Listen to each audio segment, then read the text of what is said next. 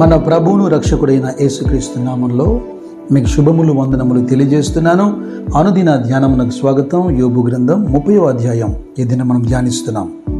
29వ అధ్యాయంలో దేవుడు తనకు తోడుగా ఉన్నటువంటి దినాల్లో ఎంత చక్కగా తను జీవించాడో వివరిస్తూ తనకు ఉన్న గౌరవ మర్యాదల గురించి మాట్లాడుతూ వచ్చాడే. అయితే మొదలు పెడుతున్నాడు. చూడండి, 30వ అధ్యాయం మొదటి వచనం. ఇప్పుడైతే నాకన్నా తక్కువ వయసు గలవారు నన్ను ఎగతాళి చేయుదురు. వీరి తండ్రులు నా మందులు కాయ కుక్కలతో ఉండుటకు తగని వారని నేను తలంచి ఉంటిని. 9-10 వచనాలు నేను చదువుతాను. అట్టి వారు ఇప్పుడు నన్ను గురించి పదములు పాడుదురు. నేను వారికి సామెతకు ఆస్పదంగా ఉన్నాను. వారు నన్ను అసహించుకొందురు, నా ఎదురు నుండి దూరముగా పోవుదురు. నన్ను చూచినప్పుడు ఉమ్మివేయక మానరు. వాస్తవంగా తన స్థితి, తను పురవీధుల్లో నడుస్తున్నప్పుడు యవనస్తులు చూసి దాగుకునేవారు భయంతో. వృద్ధులు సైతం లేచి నిలబడి గౌరవించేవారు. అధికారులు యోబు ఎదుట మాట్లాడేందుకు తెగించేవారు కాదట. అంత గౌరవ మర్యాదలు యోబుకున్నాయి.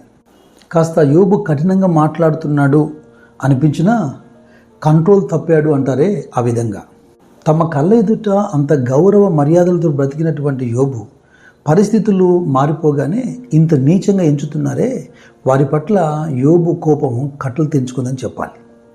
ఇంత కోపంగా కఠినంగా మాట్లాడుతున్నందుకు యోబును తప్పుపట్టే ప్రయత్నం నేను చేయట్లేదు.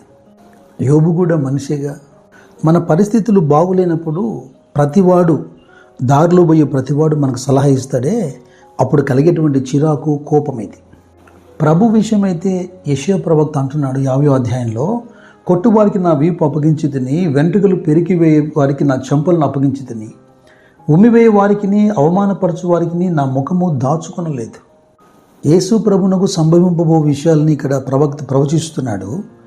ప్రవక్త చెప్పినట్టుగానే మత్తయి సువార్త 27వ అధ్యాయంలో 30వ వచనం చూస్తే, ఆయన మీద ఉమ్మివేసి ఆ రెల్లును తీసుకొని దానితో ఆయన తల మీద కొట్టిరి.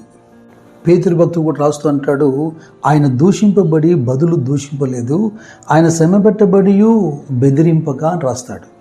ఇటు విషయాలు అవి ప్రభుకే సాధ్యం సుమా.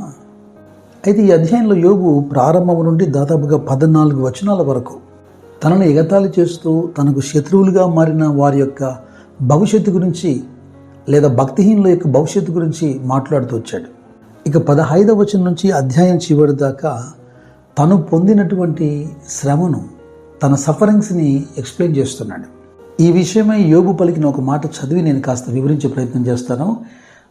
చివరి వచనం, యోబు గ్రంథం 30వ అధ్యాయం చివరి వచనం.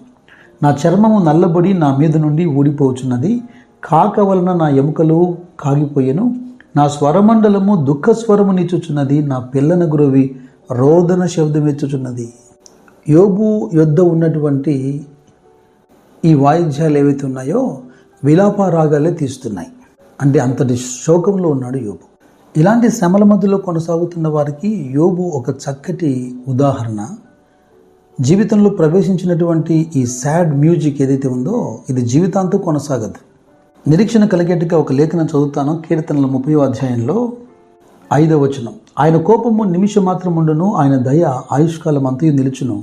సాయంకాలమున ఏడుగు వచ్చి రాత్రి ఉండినను, ఉదయమున సంతోషము కలుగును. దేవునికి స్తోత్రం, హల్లెలూయా. ఇది ఉదయ సాయంకాలము కాలమానం గురించి చెప్పడం లేదు. జీవితంలో ప్రవేశించినటువంటి ఈ ఏడుపు సాయంకాలమున వచ్చి రాత్రి అనే కొంతకాలం ఉండినా తెల్లవారినట్టుగా ఉదయాన్నే సంతోషం కలుగుతుంది అంటున్నాడు. దావీదు జీవితంలో ఈ లేఖనం నెరవేర్చబడింది. యోబు జీవితంలో కూడా ఈ వచనాలు నెరవేర్చబడ్డాయి. యోబు 30వ అధ్యాయంలో 16వ వాక్యం నుండి కొన్ని మాటలు చదవాలి. నా ఆత్మ నాలో కరిగిపోయి ఉన్నది, ఆపద్దినములు నన్ను పట్టుకొని ఉన్నవి, రాత్రి వేళను నా ఎముకలు నాలో విరగొట్టుబడినట్లున్నవి, నన్ను బాధించు నొప్పులు నిద్రపోవు. మహారోగ బలము చేత నా వస్త్రము నిరూపమగును, మెడ చుట్టూ నుండి నా చొక్కాయి వలె అది నన్ను ఇరికించుచున్నది. ఆయన నన్ను బురదలోనికి త్రోసిను అంటూ నేను ధూళి వలె బూడిదల వలె అయ్యున్నాను అంటున్నాడు. మరణమునకు సర్వజీవులకు నియమింపబడిన సంకేత సమాజ మందిరమునకు నీవు నన్ను రప్పించదవని నాకు తెలియను. ఇక్కడ యోబు ఆవేదన అంతా ఏంటంటే, ప్రార్థించిన కూడా దేవుడు తనకు జవాబు ఇవ్వడం లేదు అని. ఒకడు పడిపోతున్నప్పుడు సహాయం చేయమని చేయి చాపడా, ఆపదలో ఉన్నవాడు తప్పింపవలనని మొరపెట్టడా, అదే తాను చేస్తున్నటువంటి ఆవేదన వ్యక్తపరుస్తున్నటువంటి ఆ బాధ దేవుడు అర్థం చేసుకోవాలని వినాలని ఆయన తపన. అయితే 25వ వచనం చూడండి, బాధలో ఉన్న వారి నిమిత్తం నేను ఏడవలేదా, దరిద్రుల నిమిత్తం నేను దుఃఖింపలేదా. నిజంగా ఇది ఒక అద్భుతకరమైనటువంటి విషయం అండి. అపోస్తలుడైన పౌలు రోమీయులతో మాట్లాడుతున్నప్పుడు ఏడ్చువారితో ఏడువుడి, ఒకరితో ఒకడు మనస్సు కలిగి ఉండుడి అని చెప్పాడే. ఇతరులు కలిగినటువంటి బాధను బట్టి భక్తులు స్పందించిన తీరు అద్భుతం. కీర్తనకారుడు కూడా అంటాడు, వారు వ్యాధితో ఉన్నప్పుడు నేను గోనపట్టు కట్టుకుంటుని, ఉపవాసం చేత నా ప్రాణమును ఆయాసపరుచుకుంటుని. కొందరు స్వార్థపరులు ఎలాగుంటారంటే, వారికి ఏదైనా శ్రమ కలిగినప్పుడు అందరూ కూడి రావాలని ఆలోచిస్తారు. అయితే ఇతరుల శ్రమలో తాము తప్పించుకొని పోతారు. హెబ్రీ 3:15లో మనకు క్రీస్తు స్వభావం అన్న మాట కనబడుతుంది. ఏంటి క్రీస్తు స్వభావం అంటే, శ్రమపడు వారితో శ్రమపడినట్లుగా ఆయన అన్నిటిలో మనతో సహానుభావం కలిగి ఉన్నాడు. గలతీ సంఘానికి లేఖ రాస్తున్నప్పుడు పౌలు అంటాడు 6వ అధ్యాయంలో క్రీస్తు నియమం అని. ఏంటా నియమం? ఒకని భారములు ఒకడు భరించి ఇలాగున క్రీస్తు నియమాన్ని పూర్తిగా నెరవేర్చండి అని. కేవలము మనల్ని మనమే సంతోషపెట్టుకోక మన ఎదుట కనబడుతున్నటువంటి బలహీనులు కొంతమంది ఉంటారు. ఆ బలహీనుల యొక్క దౌర్బల్యములను కూడా మనం భరించాలన్నది అపోస్తలుల బోధ. అయితే ఇటువంటి స్వభావం కానీ ఇటువంటి మనస్సు కలిగిన వారు ఎవరు యోబు కంటే కనబడలేదు. మరి పాఠం వింటున్నటువంటి మనము ఎటువంటి స్వభావాన్ని కలిగి ఉన్నామో మనం ఆలోచన చేయాలి. అయితే యేసుక్రీస్తు కలిగిన ఈ మనస్సు మీరు కలిగి ఉండాలని, క్రీస్తు నియమాన్ని మీరు సంపూర్ణంగా నెరవేర్చాలని నా ప్రార్థన. మన పరమ తండ్రి అయిన దేవుని ప్రేమ, యేసుక్రీస్తు కృప, పరిశుద్ధాత్మ అన్యోన్య సహవాసం మీకు తోడై నడిపించునుగాక. God bless you. God bless you.